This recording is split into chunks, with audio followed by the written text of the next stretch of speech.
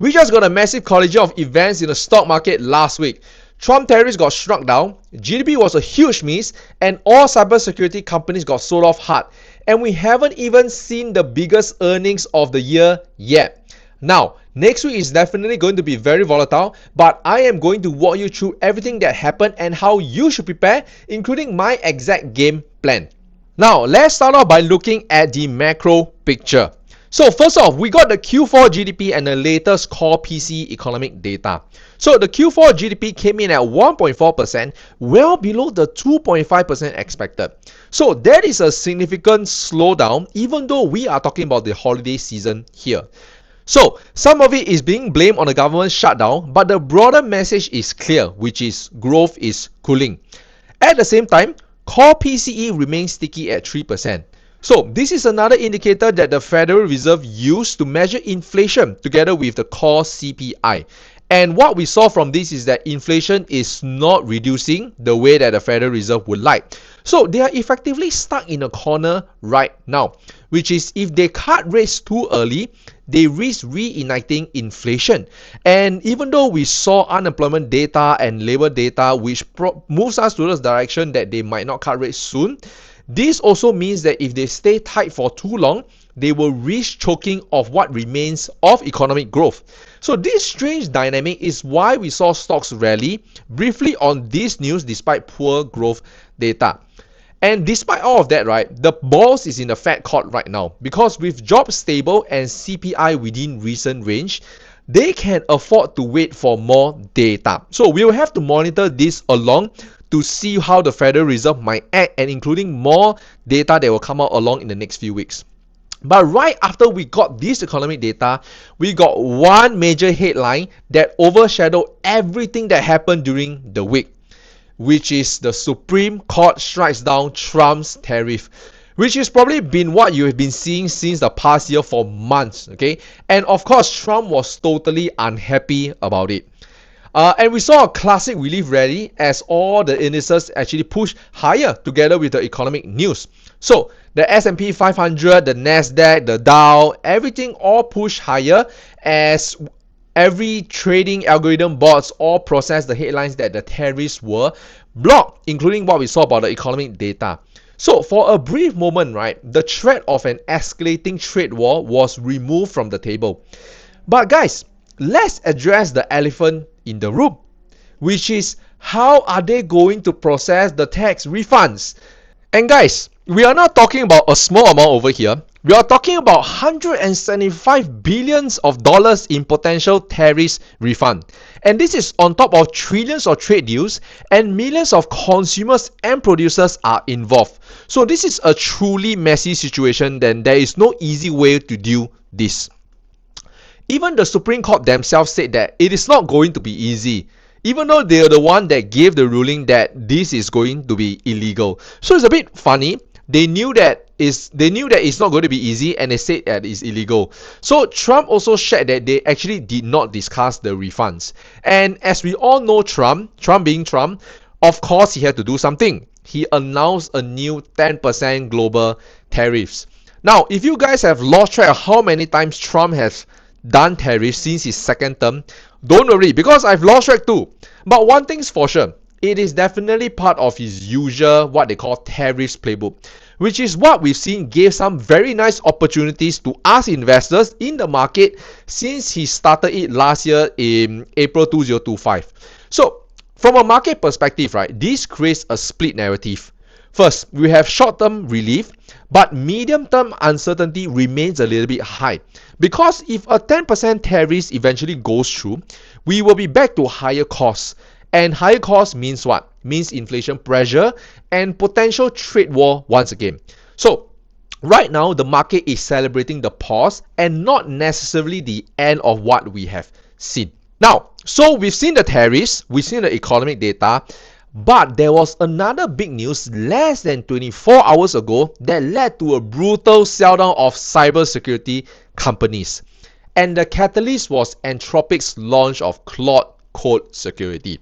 Okay, so if you are wondering what this is, This is what they shared in their announcement, which is that they can scan code base for security vulnerabilities and suggest targeted software patches for human review, which allows team to fix security issues that traditional methods often miss. Basically saying that this will potentially disrupt the need for traditional endpoint security.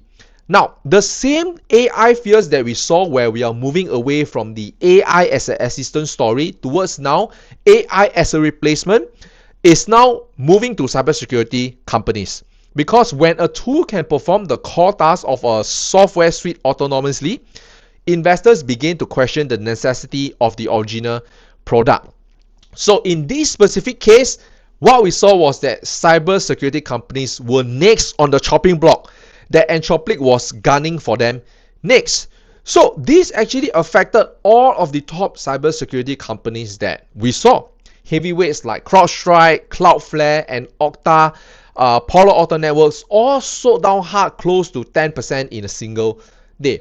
Because here's the question that market is asking right now.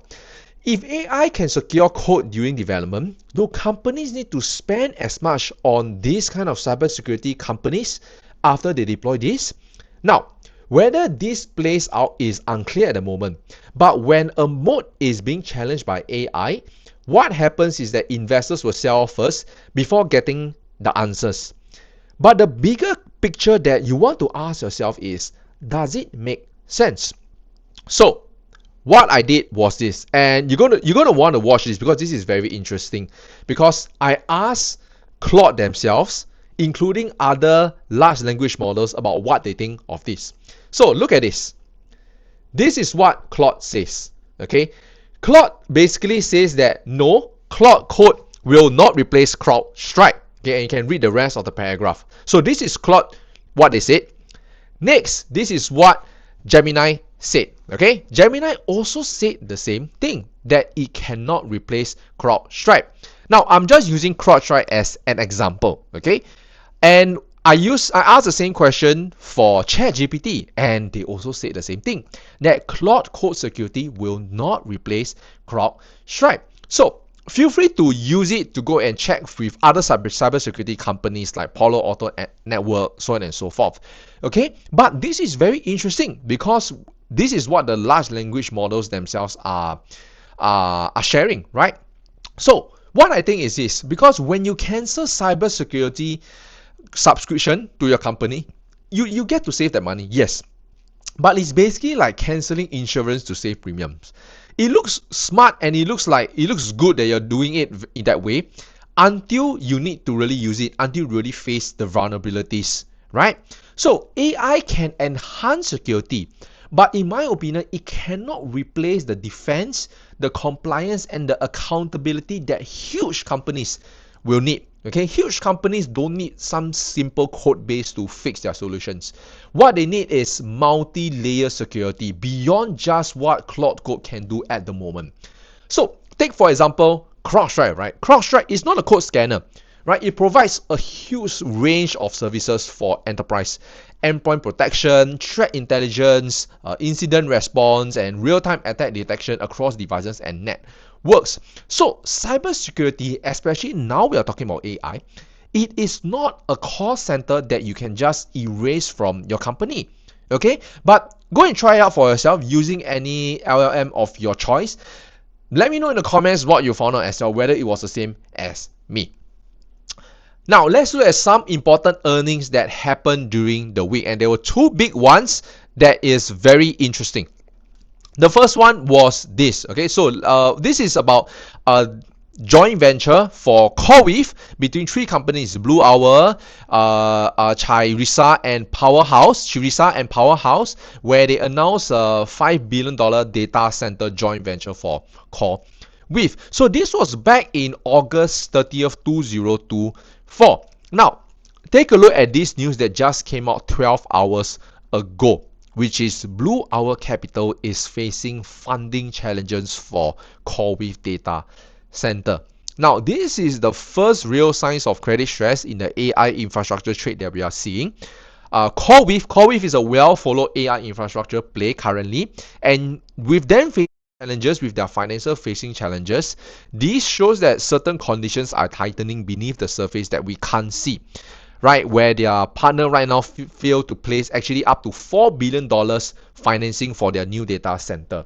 Now, as we all know, right, AI data centers require massive amount of capital, and if companies are unable to raise money to fund their expansions, this means their entire AI infrastructure timeline could be at risk. It might not even happen, or it might delay a few years. And even big companies that might have the funds now, they might be affected because this is a ripple effect throughout the industry. So CoreWeave earnings are going to happen on 26th of February in about 5 more days. So let's see what they say then. Next, Walmart. Okay, so Walmart earnings gave us a real-time look at consumer. Okay, how are consumers feeling about the economy right now? Are they still buying discretionary products, or they're only buying the essentials? So what we saw their results is that there was resilience in their top line revenue growth. However, the margins are being squeezed. It's under pressures from input costs, for example, from tariffs. So this data, right, what their earnings show us is that while consumers are still buying groceries and essentials, they are actually pulling back on discretionary items, for example, like electronics or home goods, only things that they actually need. And consumers are also focusing more on value buys and private label items. So what are private label items? Private label items are those that are the companies, in a way, their own brand, right? For example, in this case, Walmart's private label, one of them is Great Value. Okay, so and it's way cheaper. It's much more cheaper and more cost effective for consumers. So the markets didn't actually take their earnings very, very well, and the stock actually slowed down a little after earnings because their emphasis on value and private label growth. It tells us a story about how the macro environment is right now, which is that the lower and the middle income consumers are feeling the pinch of inflation and slowing wage growth, leading them to trade down. That means instead of you buying branded cereal, now you're buying the cheaper cereal, the Great Value cereal, the in-house brand. So this is a critical indicator when we look at companies like Walmart, like Costco, that aligns with the slowing Q4 GDP data that we saw. So this is a sign, and I think that the market right now is also becoming a bit cautious after seeing Walmart's earnings. Now, moving on to what is actually coming up next week. Okay, everything that we have just discussed earlier leads to the main event next week, which is the biggest earnings of the year yet. Nvidia. Okay, Nvidia is going to report next week, and it is arguably the most important earnings report of the year, the biggest company. Okay, you can call it the Super Bowl, the NBA playoffs, or the WrestleMania of the stock market. Okay, they are literally the company that moves the entire stock market together with it. And there are a lot of expectations for them being the biggest company right now. So right now, markets are expecting a revenue target of about 38 billion right now. But we all know that the stock is not priced for them just to meet this revenue target. The stock right now is priced for them to beat this target, number one. And number two, is also priced in for them to raise and have a very strong forward guidance. What are they going to guide for their revenue in 2026? This is what the markets will be looking at. It's not just beating their existing revenue. It is about what is ahead. And also, you saw earlier about the CoreWeave news, right? This is very fresh, that just happened early last week as well. So everyone, investors, will be laser focused on what Jensen Huang, the CEO of Nvidia, will be saying in his earnings. So some of the things are the hyperscalers, the Mac 7, are they still spending at the same rate? Is there any hint of a pause or slowdown from them? Or and any subtle hint of any deceleration that could cause a rapid repricing across the entire stock market? Okay, because Nvidia is no longer just a semiconductor stock. It detects the sentiment for the entire Magnificent Seven and the broader technology sector, making their earnings a high stakes moment for investors. So this will be something that I'll be monitoring super closely as well. Now, let me close off with a very quick personal take. So a few things that happen, right? So on tariffs, I do not think that refunds or reversal will be quick, right? This thing is going to take time. It might even take months or years, man. We don't know how long the court process will take. So, and what Trump did, the proposed 10% global tariffs, that could spark some short-term volatility for sure. But based on past episodes that we've seen happen with tariffs, I personally do not see as a long-term market breaker. So this is a lot more noise than structural damage. Now, on cybersecurity, what we saw about Claude Code Security, right? So I think that this might work for smaller companies which do not have the funds to deploy such expensive solutions for like Palo Alto Networks, CrowdStrike, so on and so forth. But larger enterprise will not risk cutting corners just to save a little bit of money, because one breach can cost far more. Like they can save maybe a few millions a year, but one breach can actually cost them billions of dollars a year, right? Just think back to the Crowds breach for Microsoft about 2 years ago, right, where their servers all shut down and it cost them a lot of money, right? So I see this sell off in cybersecurity companies as potentially an opportunity to add more to high conviction names. So that is what I'm personally going to do. This is an opportunity for me to buy some companies that have sold down quite a bit because of this news, because I personally think it was an overreaction to it, and this is not a reason to panic as of now. And when we zoom out, right, when I zoom out to look at the overall economy, I think the economy still looks okay right now.